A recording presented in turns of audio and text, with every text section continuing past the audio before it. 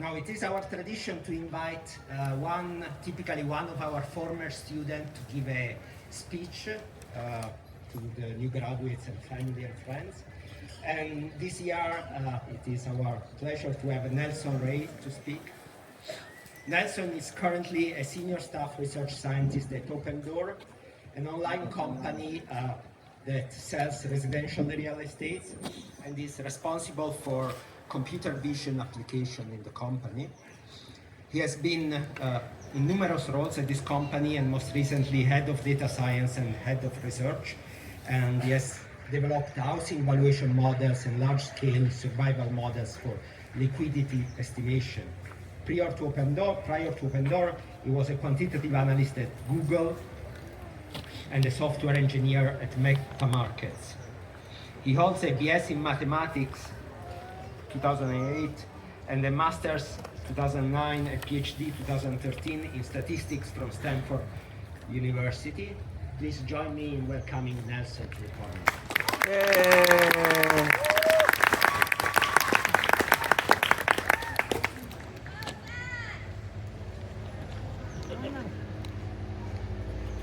Thank you, Andrea. Faculty, parents, friends, and most importantly, the brilliant Stanford Statistics, MCS, and Data Science class of 2025. Congratulations.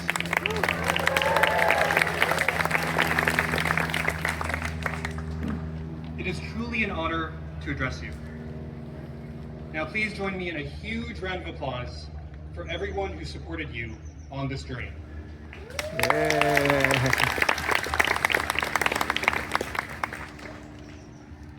And a special shout out to the dads here today. Happy Father's Day. Yeah. I'm feeling some of that paternal pride myself. While it might not be as impressive as graduating from Stanford, my youngest just took his first steps a couple days ago. And my eldest actually turns 3 today. Yeah. Happy birthday. His age is a milestone for me too. It marks a halfway point. He's now as far from my graduation day as I am. I remember that day well, sitting in this very grove, for the math department ceremony. My Stanford journey began at Donner in 2004. I was instantly captivated by the farm's energy and opportunities. But I also felt immediate and immense pressure. Choosing a major, paying that hefty tuition, figuring out my path. So, I had a minor act of rebellion. I deposited $20 into party poker. I'd always been a rule follower. Good grades, captain of the math team. Video games were my wildest vice. I knew my family would disapprove. After all, I was familiar with the gambling woes of friends and relatives, so I definitely knew where they were coming from. But I saw poker not as a game of chance, but as a game of skill. And I was 18, away from home, and excited to exercise my own judgment. With a few Donner friends, I dove in. We studied hard, built databases, and analyzed hundreds of thousands of our own hands. And that initial $20 investment, it slowly grew. And eventually, it covered most of my Stanford tuition. Later, I realized my family had the mindset of a credit investor, always focused on what could go wrong. But here, maybe it was the proximity to Sand Hill Road. I had adopted the venture capital mindset, obsessed with what could go right. Whether it was the self-selection of people who moved to Silicon Valley, or just our own youthful exuberance, my friends and I found ourselves dreaming of the upside.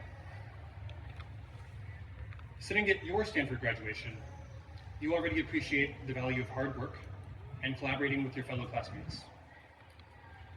So the third principle from that story is what I want to focus on today. Seek and design convexity into your life. Convexity simply means minimizing your downside while retaining uncapped upside. Think of the function y equals x squared. It can't go below 0, but it grows towards infinity. As I learned from Stephen Boyd here at Stanford, some parts of life are harmed by volatility, while others thrive on it. The key is to know which regime you're in. That lens of convexity has shaped my life ever since. Stanford's design, in many ways, is a masterclass in convexity. You can explore multiple courses each quarter across diverse disciplines. If a subject isn't a fit, you can drop it or switch it to pass fit. Downside softened. But if a topic does ignite your passion, you can go all in, conducting research with distinguished professors, potentially becoming one yourself, pushing the frontiers of knowledge. That's uncapped upside. In fact, I think Larry and Sergey are still technically on leave from their PhDs. Welcome back in case that Google thing ends up not working out. I certainly did the bare minimum in many classes until I found my passion in statistical learning. And I was fortunate to be advised by Susan Holmes, who gave me top-tier training in understanding real-world, messy, heterogeneous data. Remember that after you graduate, the onus will be on you to find and create these convex opportunities for yourselves. Susan and I also discussed Bitcoin early on when I TA'd for her cryptography class, debating whether or not to reward the top students with some. I figured there wasn't much downside to trying to mine some on my computer.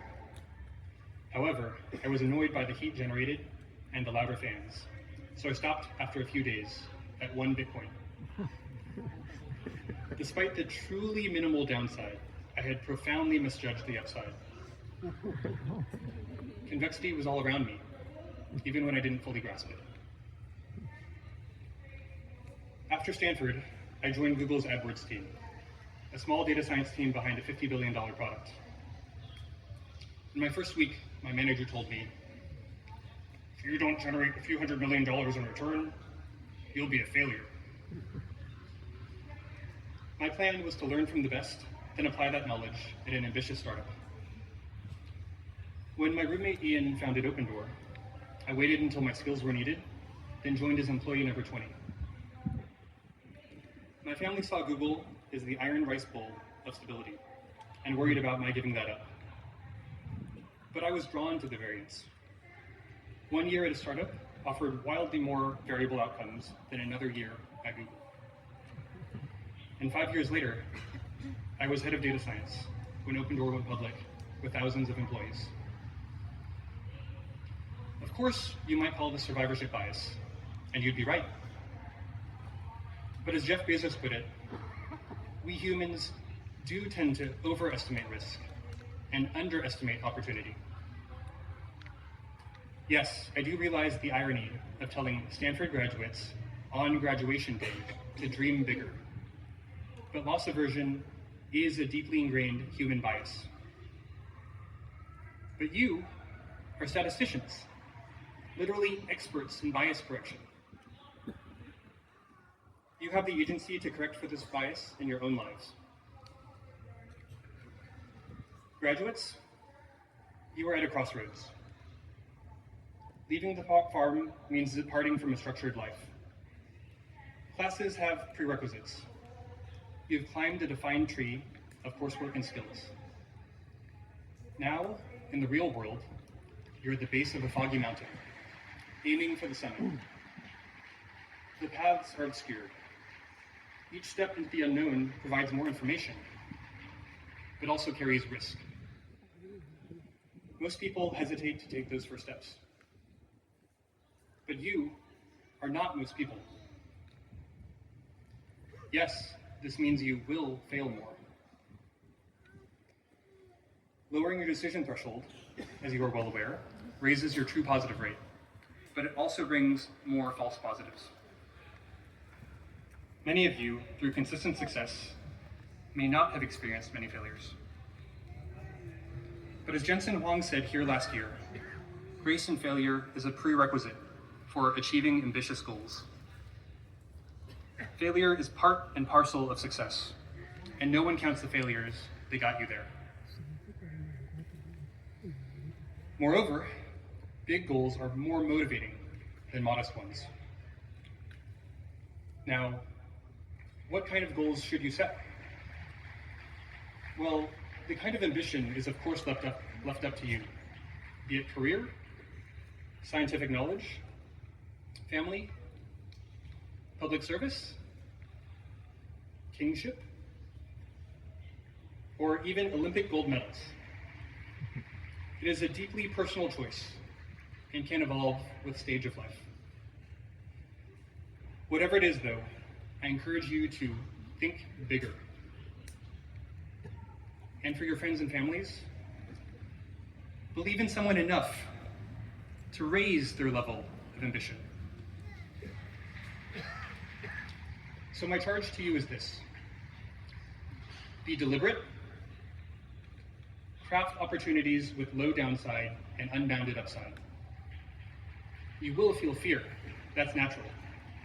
But greatness requires you to embrace failure and learn from it with grace. And one final thought, echoing Bezos and Hofstadter. Opportunity is bigger than you think, even when you've already tried thinking big. Congratulations, class of 2025. Go shape the future. We can't wait to see what you do. Thank you. Yay.